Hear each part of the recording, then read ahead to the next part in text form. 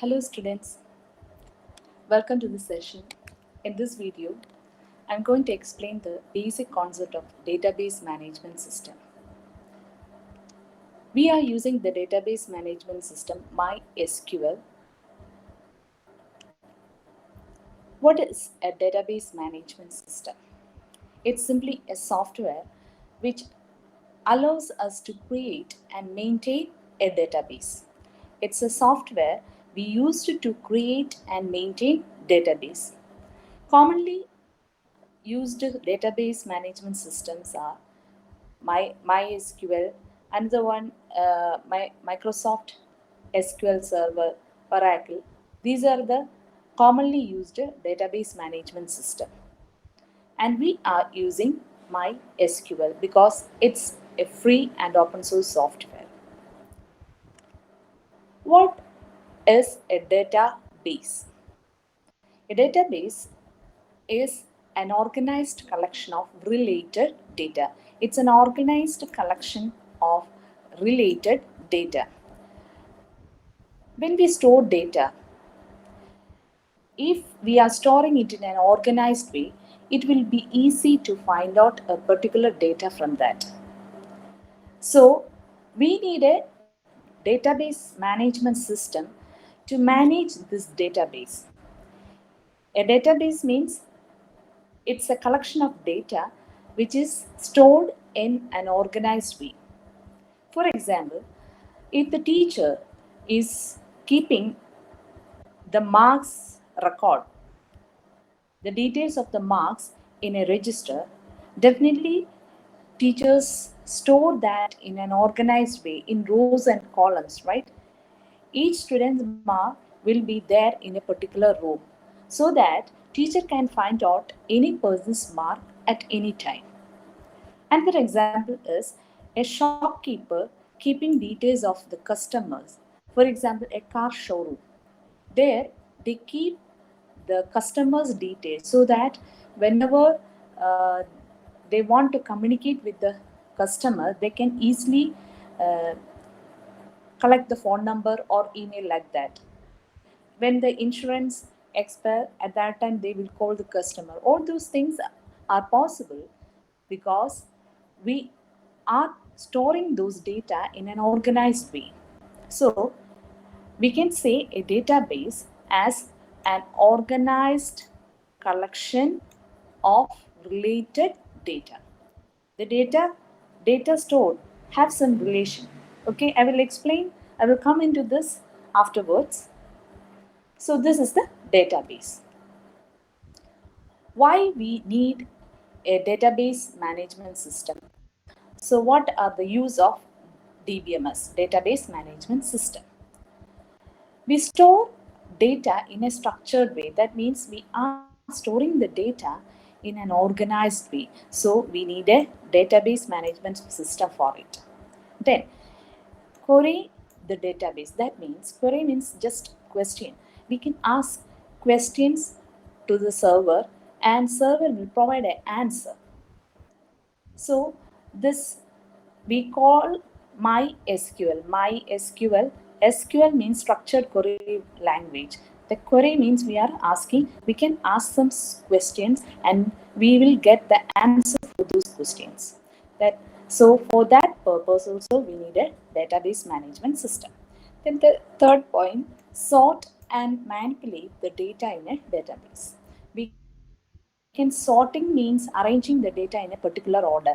For example, in your school register, names of the students' details will be in alphabetical order. First males, then females, then afterwards within that the data, the name of the students will be in alphabetical order, right? So we need to order the data, then we want to manipulate the data. Suppose the principal want to know who all scored more than 94 IP. So such manipulations can be done. Then fourth point, validate the data entered. That means in the case of, for example, we are storing voters details. So voter means he or she must be must complete 18, then only he or she can become a voter. So validation, such validation, age greater than or equal to 18, such validations also can be done here. Then produce flexible report. That means we can produce various type of reports. For example, after the exam, who all score less than 33 marks or 40 marks, who all score more than 80 marks, such reports can be produced easily. Then comprehends the information stored in the database. So these ways, or for all these, we need database management system. So that is why we use it. These are the uses of a database management system. Now, what is there inside the database? How we are storing the data inside the database? There are different tables inside a database. We are storing the data in the form of tables. So what is the table? Let's come to that first. Okay, this table is similar to a spreadsheet. You may be familiar with the Microsoft Excel. In that we have a spreadsheet rows and columns wise. We are storing the data. Okay, same like that. Here, table means it's a two-dimensional representation. It is a two-dimensional representation of data using rows and columns. We are storing the data in the forms of rows and columns. I will show you an example for this. Let's see an example. We have a table named customer. That means we are storing the customer details. Look at the details given here. We have 5 columns. In the first column, we are storing the customer ID.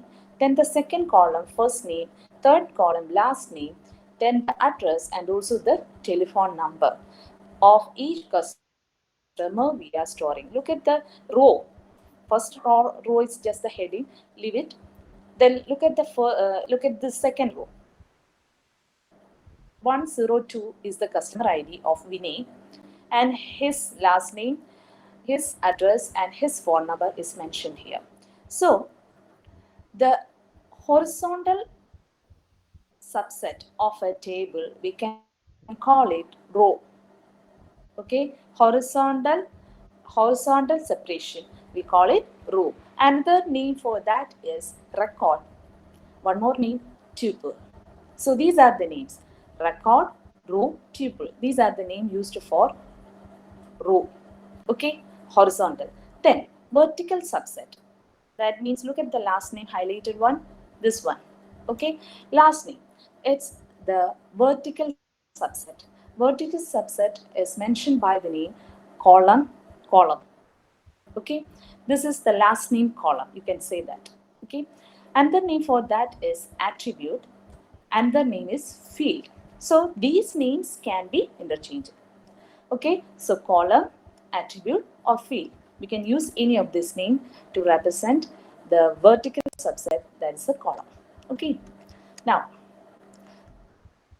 let's come to sorry, I have already explained. Horizontal subset of a table is known as row, tuple, or record. Then vertical subset is meant by column, attribute, field names. Okay, so when we look at this example, this is Vinay's detail.